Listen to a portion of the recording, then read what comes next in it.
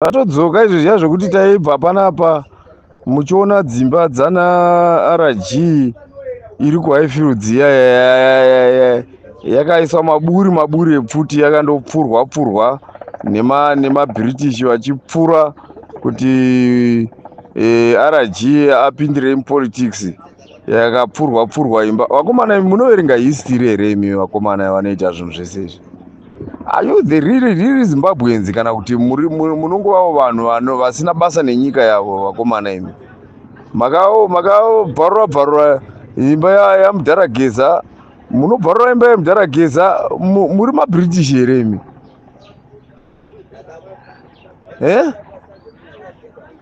Vakomana imi muri maBritish here imi munopfura imba imwe kubomba imba mumwe wenyu your fellow brother nokuti ataurirei zviri pamwoyo pake? Zvatiri kungotaura wani kuti hatisi kurwa, tiri kuti imiwo uyai nemapoints enyu tiumbe nyika. Handiti nyika inonzi inovakwa nevene vayo, nyika inzi inovakwa nomweni wayo, inonzi nevene vayo. Handiti mune slogan iyoyo? Ndo vene vacho asi mwene here wenyika inogeza akataurawo point yake zviri pamwoyo pake, akataura zviri pamwoyo pake. Kana chiri chokwadi chichikurwadzai, that means you are not men enough guys. Munofanira kuva varume vakakwana moita zvinhu zvinoonekera. You cannot do that to your fellow brother.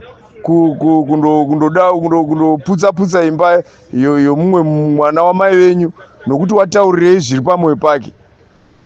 Zvinorambidzwa here? Imimi uyai nezvenyu zviri pamwoyo yenyu imimi. Zvamuri kutaura izvi pane akarohwa here pakauya vanhu vachiita plan ya2030? Hapana munhu akauya akarohwa, hapana munhu akarohwa. Ndiani wakarohwa? Saka imimi you mean to say you are the only people munyika ino inongova nevanhu munhu wani chete panapa unenge ari yeye wani yeye anenge achitonga ndiyeye. Paitonga RG Mugabe maingoti ave iye chete anotaura, haareshi here? Kana aresha kandi tunoudzwa nevamwe vake, they are of the same age nanageza vaya havanofanira kumupinpointa. They are of the same age one, they have been to war vese varipo mao veterans vese. Hapana ane rengi yakadarika yemumwe apa.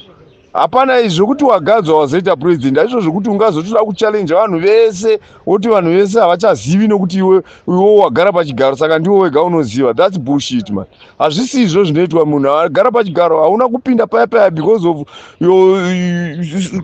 lokuzeni yokubva kudenga, maranks okubva kudenga. Wakaiswa paya nevanhu vangofungidziravo because we are not prophets. Tichingofungidzira kuti pamwe uchaita zvakanaka, but katazoona kuti hausi kuita zvakanaka tikataura imhosva yekuti vanhu vangatoroverwa dzimba dzichifa ipapapa, vanhu vachiparadzirwa dzimba. Is that okay?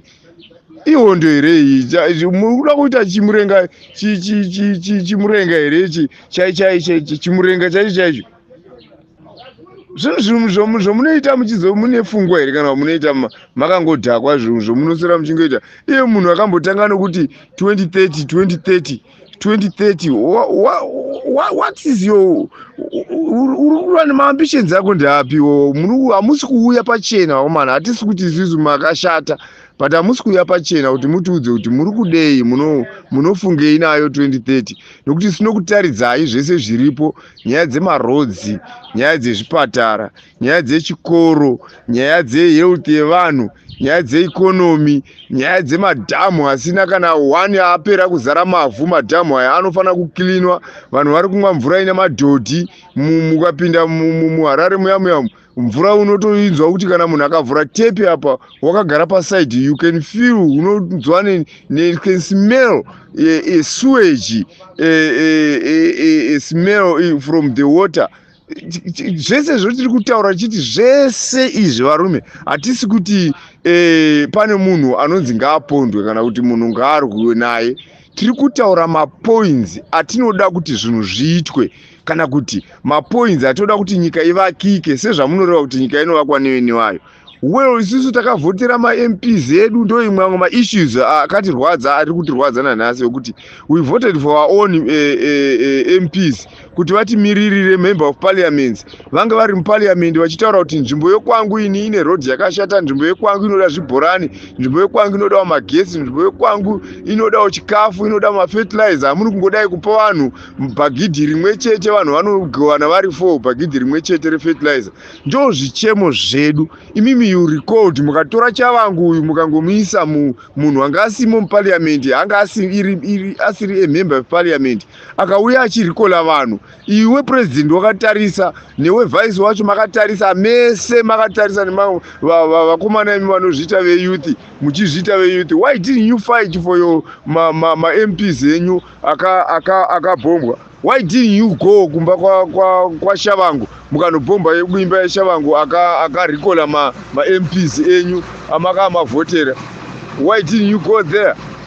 You kept quiet, makagara. That means because imimi munoda zvinhu zvinouraya nyika, munoda zvinhu zviri illegal. That's what you want. That's why makarega Chavangu achiita zvaari kuita mukasamubhomba. Isusu takutaura munhu uyu wakutaura zvaari kutaura, he is talking points. Kana asvika paanoti bullshit akatukirira kuti haufungi, anenge achireva izvozvo zvichibva pakati pomwoyo, anenge akagumbuka. You don't have to go there and bombo imba yake, muchiparadza imba yake muchiita izvozvo. Muri kuita izvozvo makamira sanani, muchimirirani imi wapana imimi.